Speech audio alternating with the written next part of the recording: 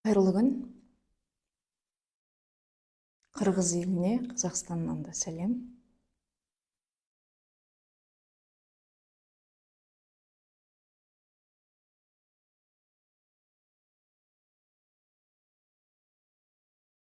Амансыздар ма? Даусым жақсы естіліп тұр ғой, естіліп тұрса, айтатынымды айта салайын.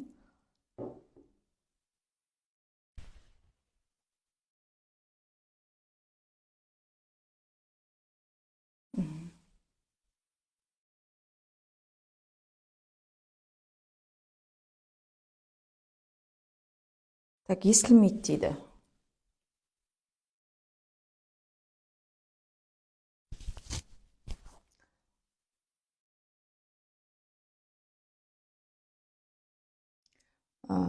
Отыз бірінен бас ауырды. Жанна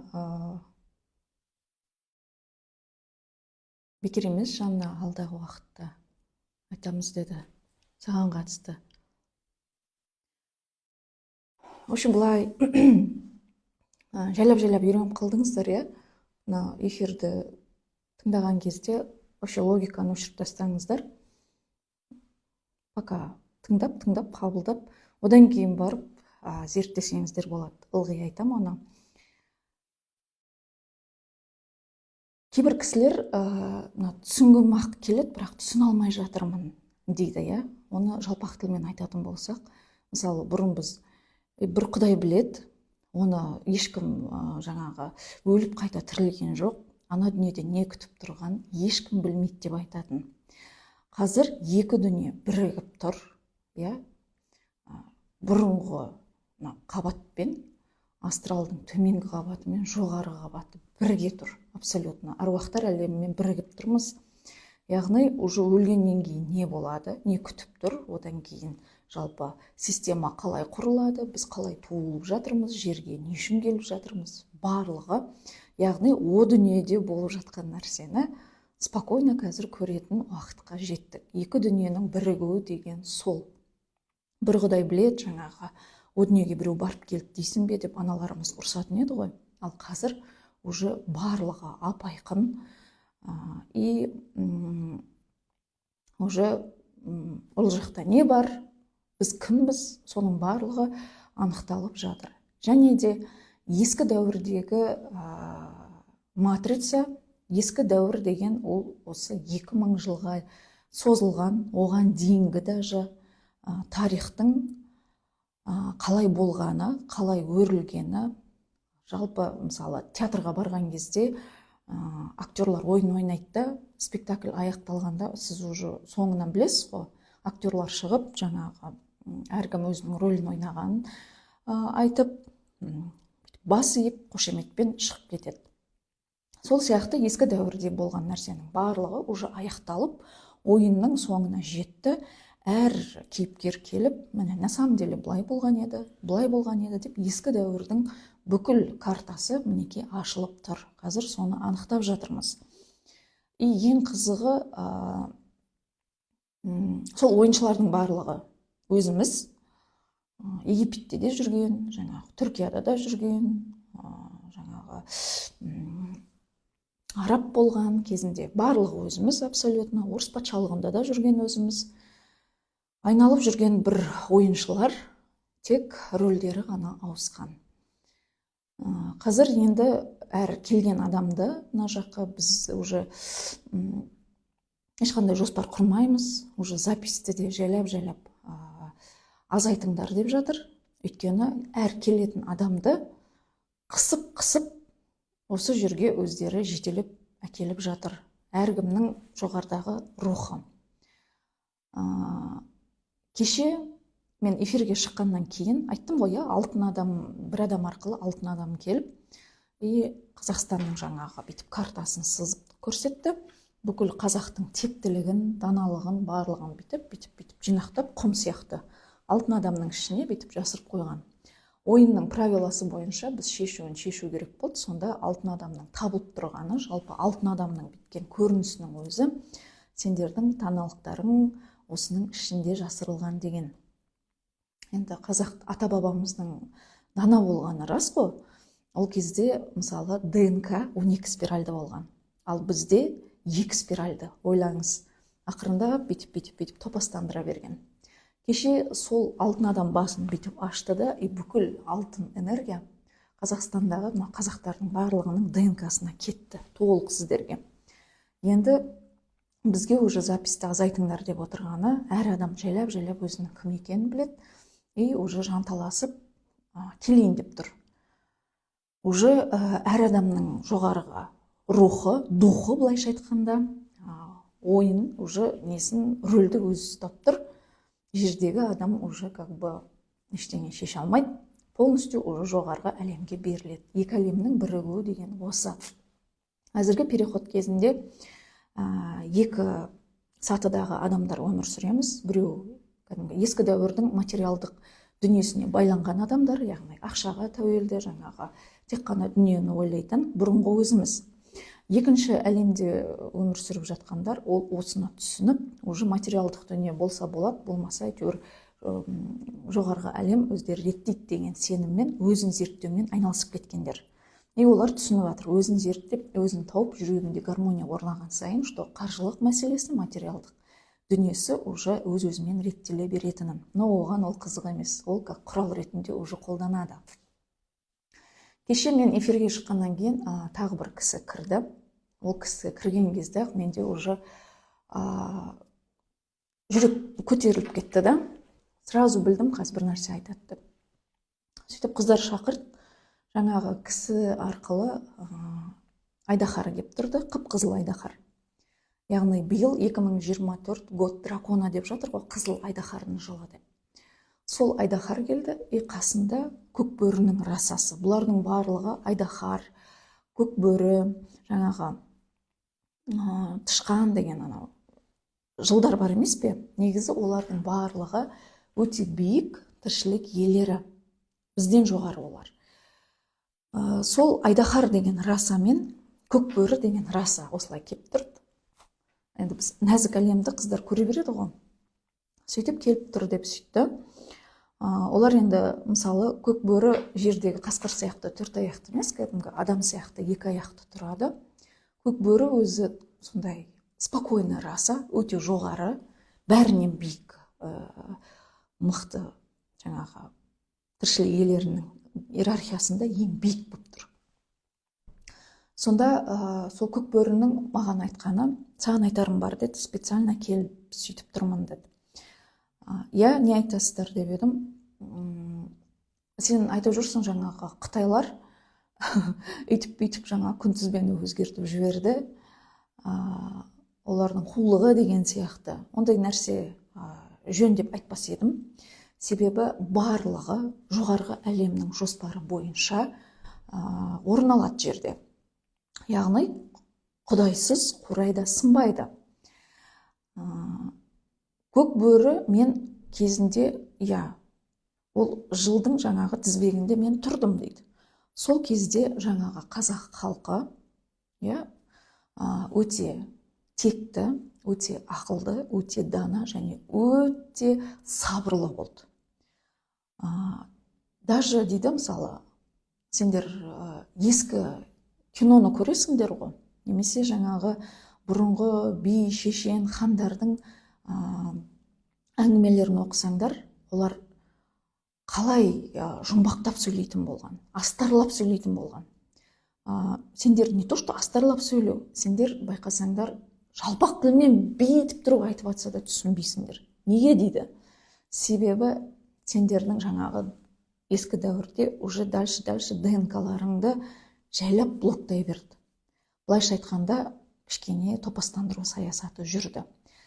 Жоғарғы әлемнің қалауы бойынша мен жаңағы жылдың ішінде орнымды айдаһарға беруге өзім рұқсат бердім дейді. Менің орныма қызыл айдаһар келді. Енді мына айдаһардың түрін қара дейді. Қып-қызыл. Нені сыйған көзіңе елестетеді? Ашуланып, агрессияда тұрған адамның түрі осындай деді. Ал енді қара дейді. Ана қызыл айдаһар аузын ашқан кезде қызыл өрт шығады ғой, жан-жағын тура жайпап өтеді. Сендер бара-бара осы айдаһарға ұқсап кеттіңдер. любой нәрсеге ашуланатын, жаңағы ДНК-ларың уже блокталған кезде. Ауыздарыңнан ақ ит кіріп, көк ит шығады. Ашуланып, жаңағы ащы сөз айтқан кезде жан жақтарыңа негативті шашқанда қопарып жібересіңдер. И мойында дейді, до сих пор әлі көп адам осындай деңгейде. Енді сендердің кінәларың жоқ, ол ғалам жоспары бойынша солай болуы керек болды. Себебі сендер уже жерге келген кезде мықты, жаңағы мынау воронкаларың ашық, 7 қуат көздерің ашық, жоғарғы әлеммен байланысып жүрсеңдер, сендер рухтарың дамымайтын еді. Қай кезде дамиды, қай кезде шыңдалады адам? Кедергілер болған кезде, сенде мынандай кедергі болса да, тырмысып, жанталасып жүріп, еңбегіңмен бүйтіп шыққан кезде сен шыңдаласың. Ескі дәуірдегі жаңағы топастандыру саясаты, сендерді шектеу, соғыс, ылғи қырқыс, адамдардың бір-бірін жаңағы жеуі, оның барлығы специально жоспар бойынша, чтоб сендердің рухтарың даму үшін сөйтіп түсіндірді. Көкбөрі өте мықты раса, спокойный, дана. Енді деді, болды, жарайсыңдар, бұл дәуір бітті. Сендер былайша айтқанда жердің тозақ болған айналымынан өттіңдер. Соның арқасында сендер шыңдалдыңдар. Уақыты аяқталды, жаңа дәуір кірді деген сөз, қайтадан айналып, бұрынғы жаңағы Құдайдан бөлініп шыққан жаратушының бөлшегі, жаңағы жарық, нұр, сол рухтарыңа бірігетін кез келді. Енді мен өзімнің орныма қайтып ораламын деді. Айдаһар жайлап артқа шегініп, орнына көкбөрі мен келіп жатырмын. Өткен жолы біз ең бірінші послание айттық қой, көкбөрі туралы видео түсіріп мына жерде. Содан бастап уже көп адам көкбөрі туралы айта бастады. Біздің энергиямыз жайлап кіре бастады дейді.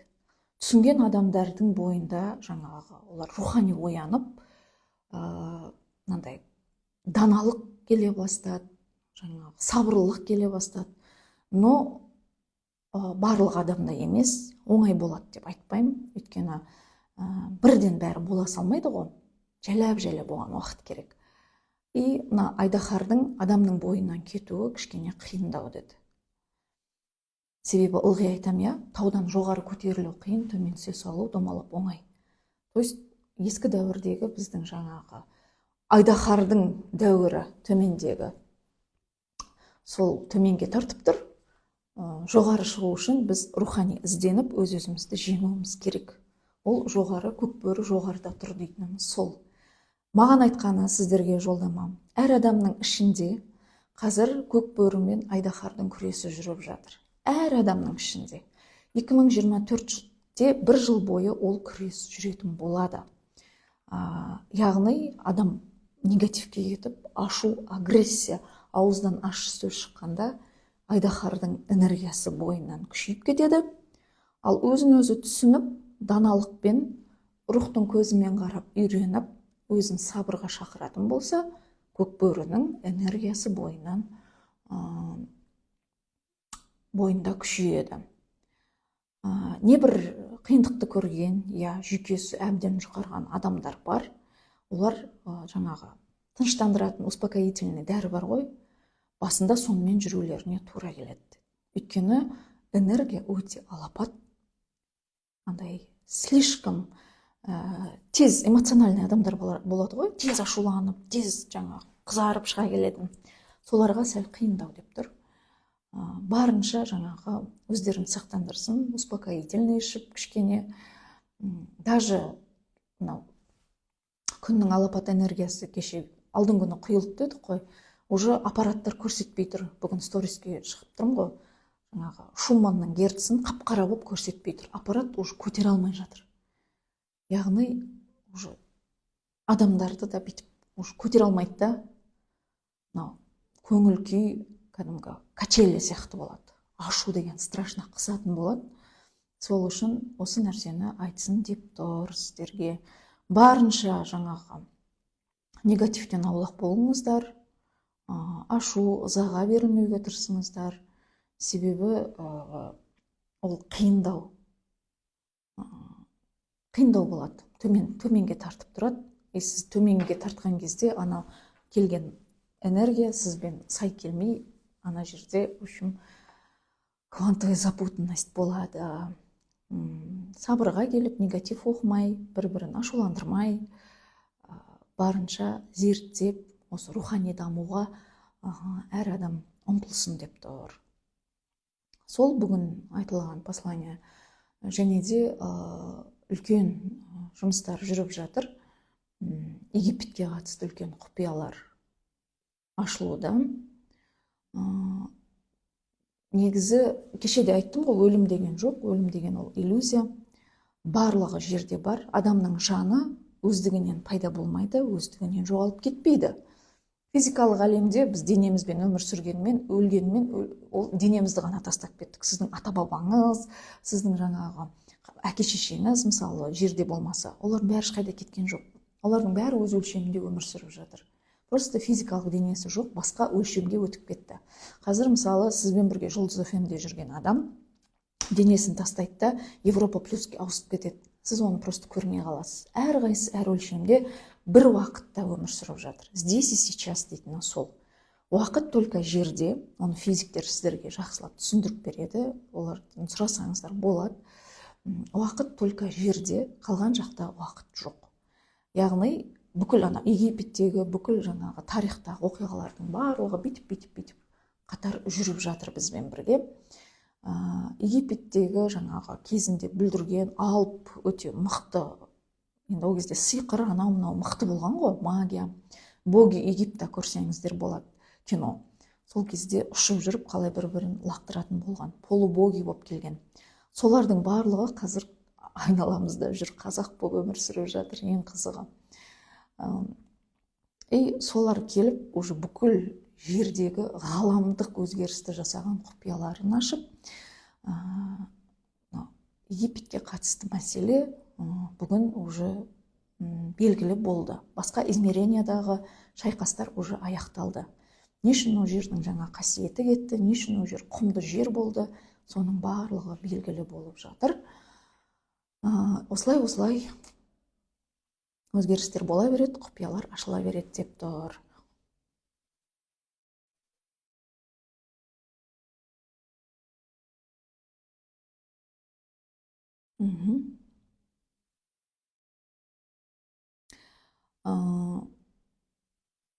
Қасиеті бар миссияда болатын адамдарды бірінші шайқап жатыр. Сақа рухтар, кемел рухтар и жаңа дәуірдің көш бастайтын 144 мың работники света деп, оны баяғыда 14 рас екен, работники света деп баяғыда қасиетті кітаптарға жазып кеткен ғой. Ақыр заманнан кейін 144 мың жарық күштері дайын тұр, әскерлері. Жерге келіп, уже адамдарды бастайтын болады деп. Солардың барлығын қазір шайқап жатыр. Ал мүлдем соқыр мылқау естімейтін, түсінбейтін, материалдық әлемге жабысқан адамға түсіндіріп, нервіңізді құртудың қажеті жоқ. И осы нәрсені ескертіп айтты. Кстати, осы нәрсені айтты. Көп адам түсінбейді, түсінетін 20% дүние жүзінің.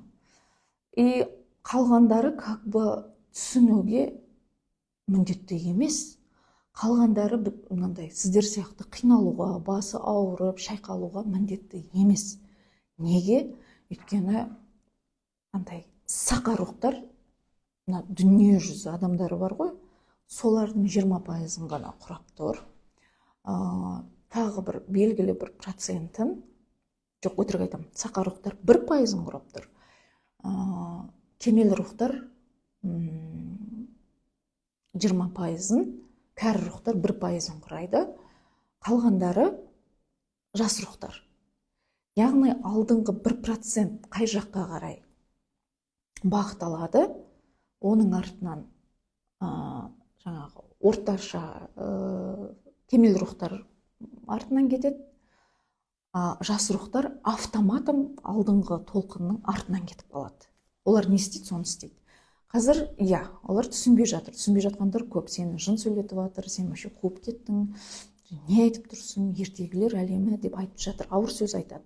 Сондықтан түсінбейтін адамға түсіндірудің қажеті жоқ. Өзіңізді жаңағы төменгі вибрацияға түсіріп жібермей ақ қойыңыз. Самое главное, сіз түсініп жатсыз, и сіздің жүрегіңізде гармония, бүкіл сұрағыңызға жауап алдыңыз, и түсінген сайын сіздің жолыңыздың ашылып жатқанын түсініп жатсыз. Бұрынғыдай болмайтын ақша үшін қысып жатқан жоқ, барлық тілегіңіз орындалуда. Болды, жүрегіңізде гармония. Адам жерге келгенде бір өзі келеді, бір өзі кетеді. Сіз біреуді сүйреуге міндетті емессіз. Сол сияқты басқа адамдарды ол түсінуге міндетті емес, тықпалаудың қажеті жоқ екен. Просто айтқаны, алдыңғы толқын қайда барады? Абайда айтқан, алдыңғы ағалар қайда барады, артқы толқын соның артынан барады деп. Ескі дәуірде де солай болған. Мысалы, қазір жарық күштері қалай түртпектеп, сілкілеп кімді әкеліп жатыр, олар жақсы түсінеді. Солай қалай әкеп жатыр сіздерді? Ескі дәуірде жаңағы керісінше болған. Масон, анау-мынау деп жатыр қой, жаңағы ориондықтар жерге келіп үйткен, бүйткен деп. Керісінше жаңағы қара ниеттілерді жерге отырғызып қойғанда бүкіл халықты уысында ұстатып, жаңағы матрицаны жасатқан. Это жоспар бойынша. И біз сол матрицаның ішінде жүріп өмір сүрдік, и жаңағы жас рухтардың барлығы соған сай өмір сүрді. Қазір әлі сол системадан шыға алмай жатқанымыз сол. Сенің ішіңде жын бар, сен сөйлетіп отқан жын деген тема, ол ескі дәуірдің темасы. Оларды түсінуге болады.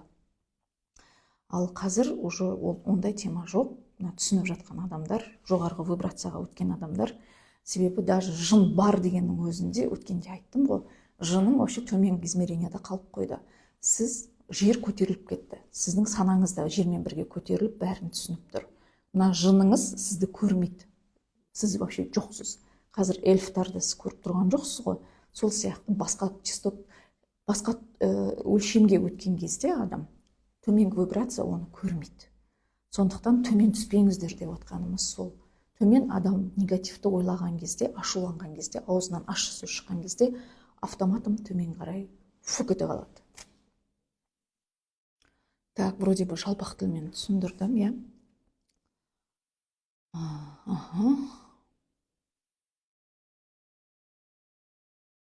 Мен кәрі рух екем дейді. Кәрі рухсыздар. Отырғандардың бәрі кәрі рух, сақа рухтар. Жас рухтар отырмайды, түсінбейді бұл тема. Бұл тема оларға керегі де жоқ. Олар просто жерге келіп, олардың энергиясы өте мощный. Ешкім просто ерігіп жүрген жоқ. Даже түсінбей жүрген, аузын ашып жүрген адамның өзі бірдеме істеуге келді. Яғни бұл тақырыпты түсінуге міндетті емес, ол контрактісінде ондай жоқ. Ол просто жаңағы келіп, өзінің бойында бөлетін энергиясы мощный. Жер анаға көмекке келіп тұр да, жерді көтеріп тұр. Сіздер больше жаңа түсініп, бір адам басқа адам түсіне алмай жатқан кезде ізденіп жатқанға соған бағыт беруге, біреуге жаңағы себепші болуға, біреуге жол көрсетуге, сөйтіп бір-бірімізге себепші болу үшін келгенбіз да, сол үшін сіз эфирде отырсыз, және сол үшін эфирді түсініп отырсыз.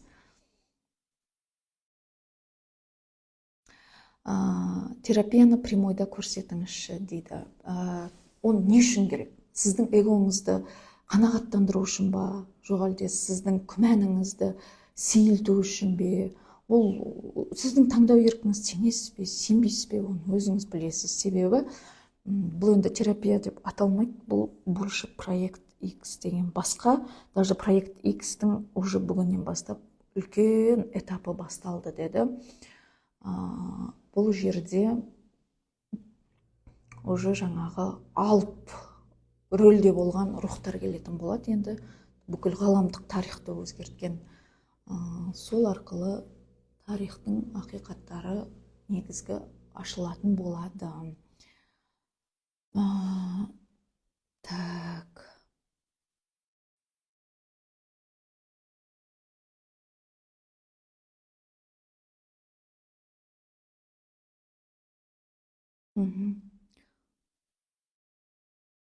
Ой, жақсы ғой, ол тамаққа аппетит жоқ, тойып кетем, тек фрукты дейді. жылауға бола ма, ауыра ма, вибрация түсіп кетпей ма, смотря қалай жылайсыз. Біреуді жек көріп, біреуді кінәлап жылайтын болсаңыз, солай төмен түсесіз. Ал егер вот наконец-то деген сезім болады ғой, бір қуаныштың көз жасы, особенно мына жүрек көзіңіз ашылады ғой, и көзіңізден жас парлайды да, как будто вот үйіңізге оралып жатсыз, как будто вот Құдайдың қасында тұрғандай сезім болады. Вот сол кезде, кәдімгі жылаған кезде, сіз көз жасымен өте жоғары көтеріліп кетесіз. Жүрек көзін аш деп жатқаны сондықтан. Себебі көп адамда жаңағы мына жақ 7-ші қуат көзі ашық та, жүрегі ашық емес. Информацияны қабылдап тұр, понимает.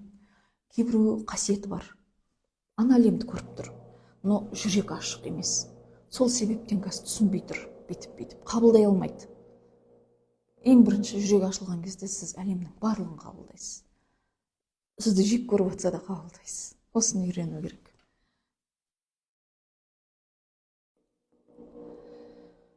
Так, все. Қызым 18 жаста, кеше маткасы сынып қатты ауырыпты дейді, қиналдым дейді. Кеше мен сториске жазып аттым, прямой эфирде айттым, айдың энергиясы, айдың қызметі өзгеріп жатқан, и матка ауру, ісіну, етеккірдің бірнеше рет келуі, климакстан кейінгі өзгеріс барлығы болады. Әлі 2-5 жылдың аралығында полный қазір барлық жерінде былайша айтқанда ремонт болып жатыр. Сіздің басыңызда да ремонт болып жатыр, бүкіл ДНК-ңызда да ремонт болып жатыр. Жер ананың өзінде де ремонт болып жатыр қазір. Мына квантовая запутанность дейтін сол физиктердің. Так, мына эфирді сақтадым. Ал бұйырса эфирге шығатын кезде чатқа жазып отырамын. Қайта көріскенше сау болыңыздар.